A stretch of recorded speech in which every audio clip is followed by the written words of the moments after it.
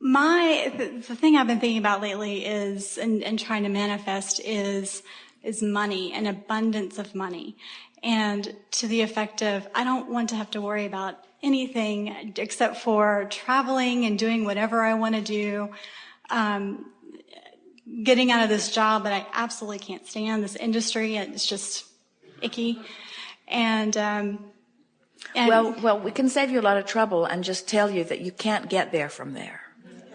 No, I understand that. So I've been changing Well, we're not sure you do. Okay.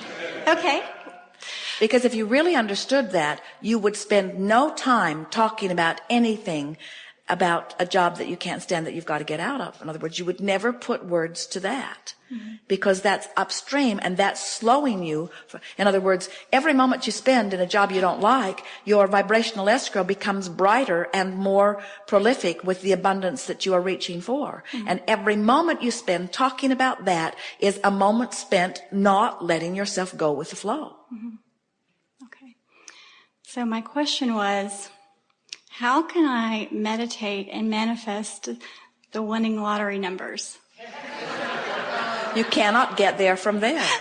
You can't get there from there. Because you see, here's the thing. You can manifest winning lottery numbers, but the thing that is most interesting about that is that here's what you're saying and how it's playing out vibrationally. You've said, I want a lot of money.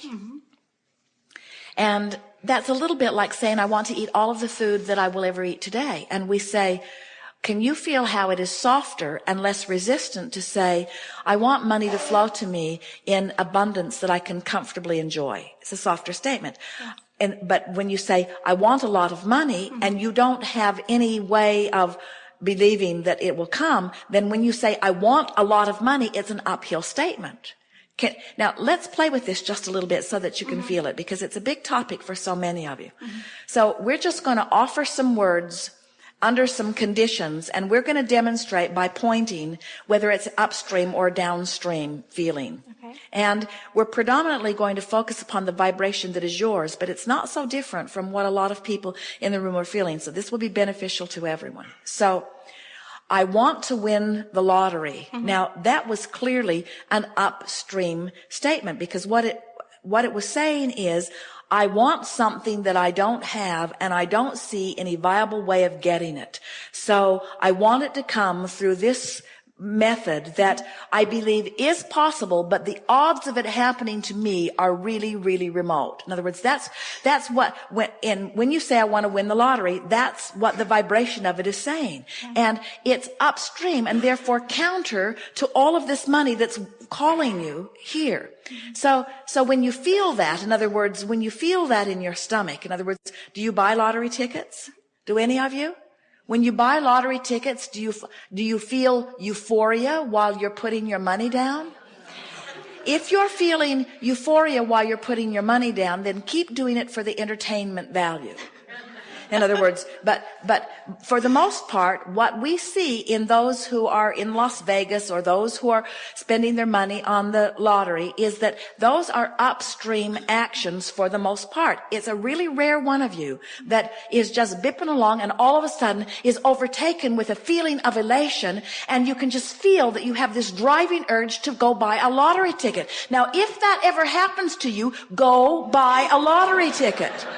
But if it is not that feeling that you are feeling, in other words, and so then people say, well, Abraham, I'm not really sure what I'm feeling. And we say, that's exactly the point that we've been trying to make all day here today. You've got this mix of energies going on that you have become accustomed to, and most of you are not really that keenly aware if your feeling's downstream or upstream, because you're up and down and up and down and up and down, and you don't focus upon anything long enough to really feel the feeling of it. Our friend just before who was talking, she'd been focused in alignment with Source long enough that she felt the true ecstasy. And if she felt like that while she was thinking about a lottery ticket, she should go buy a lottery ticket and it would be a winner. We're not kidding you. Right. But when you're buying one out of hope, or when you're buying one because you're bored, or you're buying one because you don't want to go home and wash the dishes, or you're buying one because in other words, people are buying lottery tickets in all kinds of vibration that will not possibly yield them what they want.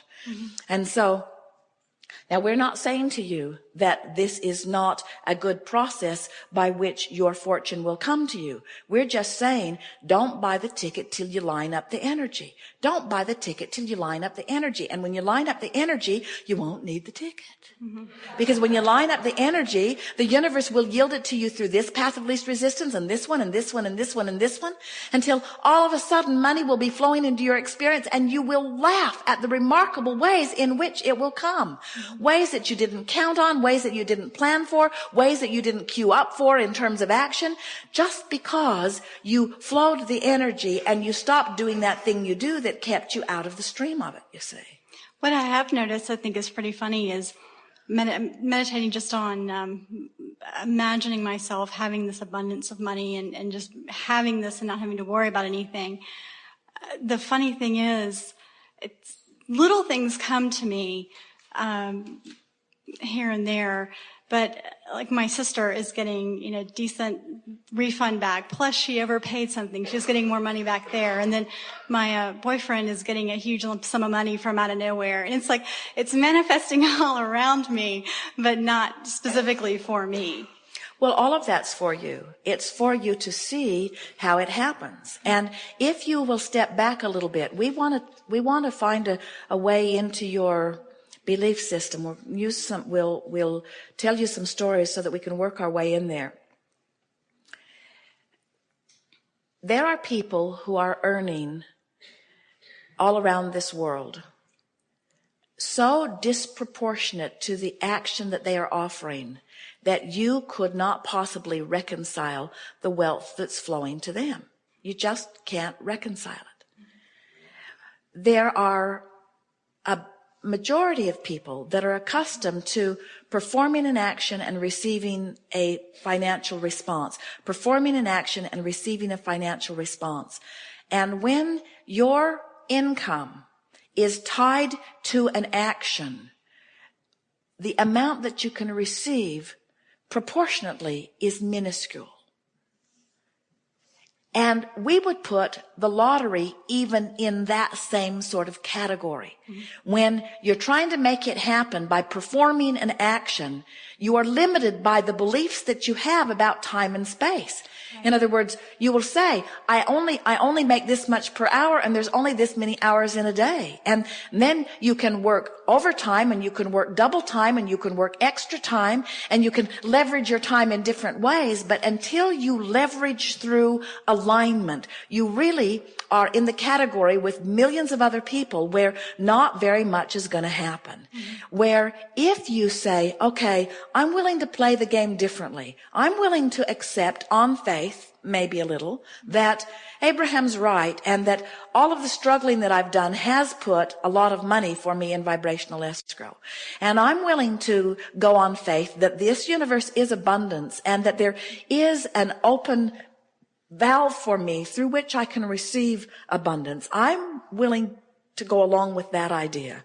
And I'm willing to play it that way for just a little while, where instead of considering action in relationship to money, I instead consider emotion in relationship to money. How do I feel about money? How do I feel about money?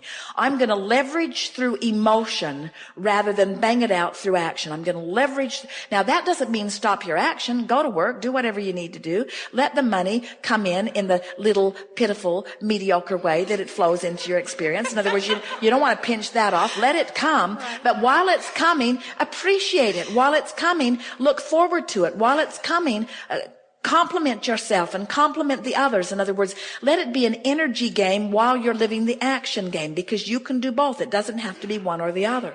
Mm-hmm. And then what you will begin to notice, when you find ways of changing the way you feel about money, for example, when you go to purchase something and you're shocked at the cost of it. Esther remembers years ago going into a department store and seeing the most beautiful blouse that she had ever seen. And her heart just leaped because she liked it and wanted it. And when she turned the tag over and saw how much it cost, she felt such disappointment that she was mad at the department store. She was angry at the industry. She was angry at the manufacturer. And if we had been visiting with her in those days, we would have said to her, Esther, this is a turning point moment for you. This is a moment where you had a knee-jerk reaction that turned you right upstream. And a lot of people turn right upstream over something just like this. But you can't let yourself have a knee-jerk reaction and be turned upstream and ever be in a position where things will be better for you. You've got to soften this feeling. And if we'd been talking to her then, we would have said to her, don't buy the blouse today, but plan to get it later. And appreciate the beauty of it and hold it in your mind's eye. And Esther, in that angry moment, would have said, buzz off whoever is talking in my head. In other words, she would not have had any of that because she wanted it and she wanted it now and she couldn't afford it and she wanted it now and she wanted it now and she couldn't afford it and she wanted it now and she wanted it now. But what we are saying, her now cannot improve as long as she keeps having those kinds of knee-jerk reactions. When you're jealous of people who have money, you've got a habitual pattern upstream. When you're disappointed that you don't have money, you've got a habitual pattern upstream. When you're appreciative of the money you have, even if it isn't very much, you're flowing downstream. When you're appreciative of the money you have, when the money that you have feels good to you, and you say to yourself things like, it's good that I have this money, and I'm proud of myself for having brought this money into my experience, and I'm a good budgeter of money, and I like how far I've made my money go, and I like the feeling of money, and I like putting the money here for this and putting the money here for this and putting the money here for this. I like this feeling of managing money, and I'm good at managing money, and I like this money, and I'm looking forward to more money that is coming. And as more money comes, I'm going to do this with it and this with it, and the money that comes is going to be fun in this way and this way and this way. Now, no matter what your state of money, there are people who have a lot more money than you do who are worried about it and have pinched themselves off. There are people who have a lot less money than you do, who are thrilled with it, who have opened an avenue where there's abundance of money right on their doorstep. In other words, you just got to find a way to feel good about whatever the subject is, in this case, money. And when you feel good about where you stand. So we talked earlier about what we want you to leave here feeling above all other things. And that is, I have the power to turn in the stream. And I don't need to put a motor on my boat and get all the way to the winning lottery ticket.